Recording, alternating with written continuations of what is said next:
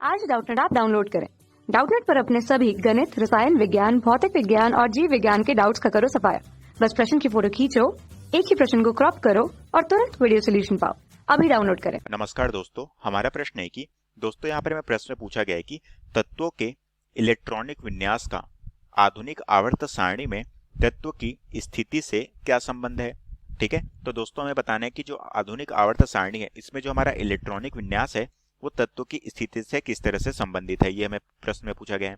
ठीक है, तो दोस्तों हम जानते हैं कि जो हमारे समान इलेक्ट्रॉनिक विन्यास वाले तत्व हैं इन्हें हमने क्या किया था दोस्तों, इन्हें हमने आधुनिक आवर्त सारणी में क्या किया था, समान स्थान पर रखा था।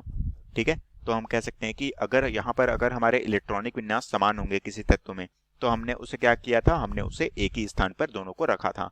ठीक है, तो हम कह सकते हैं दोस्तों कि यहाँ पर कि जो हमारे तत्व की स्थिति है ये किस तरह से निर्धारित होगी। दोस्तों हम कह सकते हैं कि इलेक्ट्रॉनिक विन्यास अगर यहाँ पर समान होगा, ठीक है, अगर हमारे दो तत्व हैं इनके इलेक्ट्रॉनिक विन्यास समान होंगे तो उस तत्व की स्थिति क्या होगी दोस्तों, उन दोनों तत्वों को हम क्या करेंगे, उन दोनों तत्वों को हम समान स्थान पर व्यवस्थित करेंगे। ठीक है, तो हम कह सकते हैं कि वहां पर उसके स्थान भी क्या होंगे, समान होंगे। अब दोस्तों हम जानते हैं कि जो हमारा इलेक्ट्रॉनिक विन्यास होता है, ठीक है, इसके आधार पे हम कह सकते हैं कि यहाँ पर जो हमारे बाह्यतम कोश में उपस्थित इलेक्ट्रॉन की संख्या है दोस्तों, हमारे जो बाह्यतम कोश में उपस्थित इलेक्ट्रॉन की संख्या है ये क्या बताती है दोस्तों, ये हमारे तत्व के जो हमारी स्थिति के आधार पे क्या करती है, ये हमारे तत्व के समूह की संख्या को बताती है। तो हम कह सकते हैं कि तत्व के समूह संख्या को निर्धारित करती है। ठीक है, तो हम कह सकते हैं कि यहाँ से हमें क्या जानकारी मिलती है, यहाँ से हमें तत्व के समूह संख्या की जानकारी मिलती है। ठीक है, और उसी तरह से दोस्तों हम जानते हैं कि बाह्यतम कोश में जो हमारी बाह्यतम कोश की संख्या है, ठीक है, तो हम कह सकते हैं कि जो हमारे बाह्यतम कोश की संख्या कि उसमें कितने कोश उपस्थित हैं।